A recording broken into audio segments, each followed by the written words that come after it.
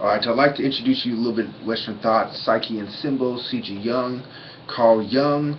He's looking at Eastern Western philosophy and psychology from a Western point of view. This is page 201, the psychological meaning of sacrifice. The sacrifice gifts, Cramp in his book on the Roman liturgy makes the following observations about the substances that symbolize the sacrifice. Now, bread and wine are not the only ordinary means of subsistence for a large portion of humanity. They are also to be had all over the earth, which is the greatest significance as regards the world's widespread of Christianity. Further, the two together constitute the perfect food of man, who needs both solid and liquid substance because they can be so regarded as the typical food of man. They are best fitted to serve as a symbol of human life and human personality, a fact which throws significant light on the gift symbol. So as you can see, they've always had a view about religion scientifically, a Western view, and they've always considered the Eastern view, and they realized that there's principles there that they need to neutralize in order to push the popular pharmaceutical industry pushed point of view. Now, this is again Jung, the Portable. This is page 456, the spiritual problem of modern man. The spiritual problem of modern man is one of those questions which are so much a part of the age we live in that we cannot see them in the proper perspective.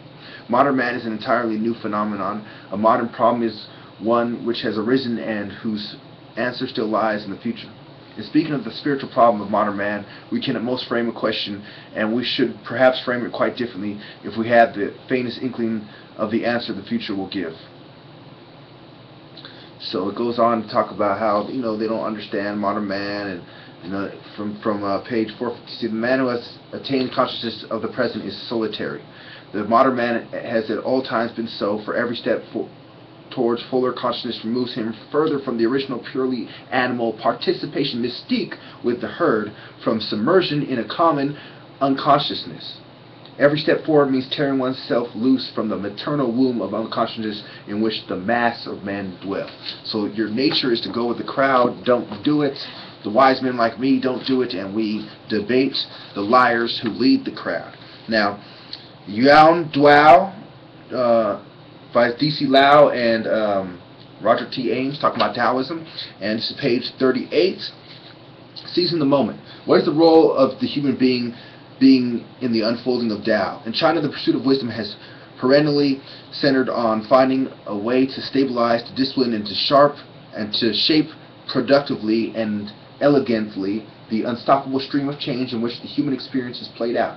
Given the always unique and always provisional nature of Tao, a work in process, as it were, the human being has and continues to have a creative part in forging the path.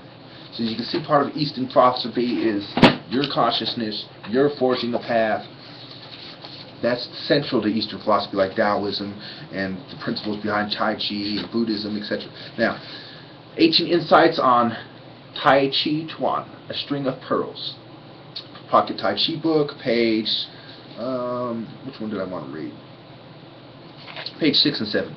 The more one plays with Tai Chi, the more one's mind sees Tai Chi in everything. Someone was talking about a jazz instructor who had written on the board his philosophy of learning jazz. When I heard it, I couldn't help thinking that he was really talking about the best way to learn Tai Chi.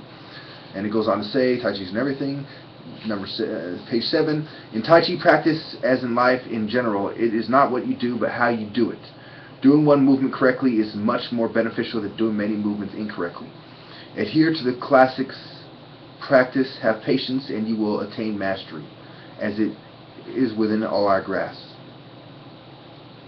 So it talks about, the practice of Tai Chi, especially push hands, demonstrates the ability of the human body to react to a situation totally without having to run the action through the conscious mind in the beginning as we think about how we want to move and why. As the practice deepens and integrates into us at a cellular level, we use natural reflexive movement practice until you reach that level, and you will be experiencing a miracle. I went way over, and that was actually the last source. So my point in a summary, to cut this off by 5 minutes, is that Tai Chi and the masters have different perspectives. There's different versions of Tai Chi, the Wan style, the Wu style, the Sun style, okay, the Yang style, etc. And so what you see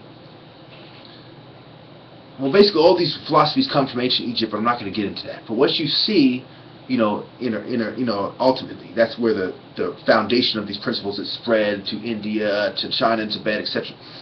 Now, what you see them talking about is the subconscious and the interaction between the arts of Tai Chi and how it has a psychological effect on the subconscious and the psyche, etc. So if you truly understand what they're getting at and what Tai Chi is really about, that is how you reach inner peace and cure mood disorders, not medication. Thank you.